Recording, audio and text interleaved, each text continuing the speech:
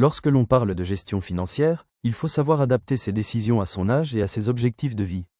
Pourtant, ce sujet est rarement abordé et reste souvent flou pour beaucoup d'entre nous. Que vous ayez 20, 30, 40, 50 ou même 60 ans, il existe des stratégies claires et efficaces pour atteindre vos objectifs financiers.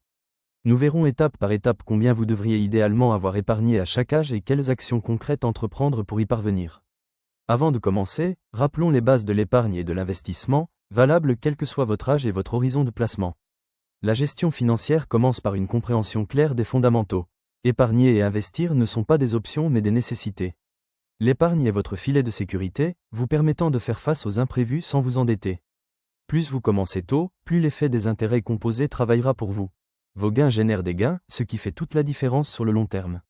Les 3 piliers d'une gestion financière réussie sont l'épargne de précaution, une réserve de 3 à 6 mois de dépenses, placée sur des supports accessibles comme le livret A, l'investissement, faire travailler votre argent via actions, obligations, immobilier ou ETF selon votre profil et vos objectifs, et enfin les projets à long terme, complément de revenus, retraite, éducation des enfants, qui doivent toujours être pensés sur la durée. S'enrichir rapidement est rare et concerne surtout les gagnants du loto, les héritiers ou les entrepreneurs à succès, une infime minorité. Les erreurs à éviter sont de commencer trop tard, de placer tout son argent sur des livrets à faible rendement, ou de négliger la diversification. Il vaut mieux commencer petit mais commencer tout de suite. À 20 ans, même si vous n'avez pas d'épargne significative, il est essentiel de prendre de bonnes habitudes financières et d'investir dès que possible, car votre atout principal est le temps.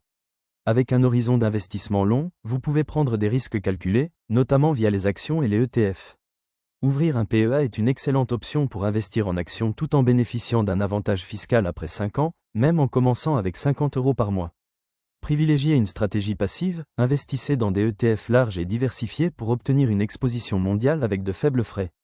Par exemple, si vous investissez 200 € par mois à un rendement annuel de 8%, vous pourriez atteindre plus de 36 000 € à 30 ans. L'erreur à éviter à cet âge est de retarder vos investissements.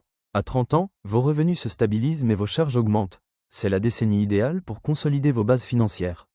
Visez un capital représentant environ 1 an de salaire brut, augmentez votre taux d'épargne à 15% minimum, diversifiez vos investissements et envisagez l'immobilier.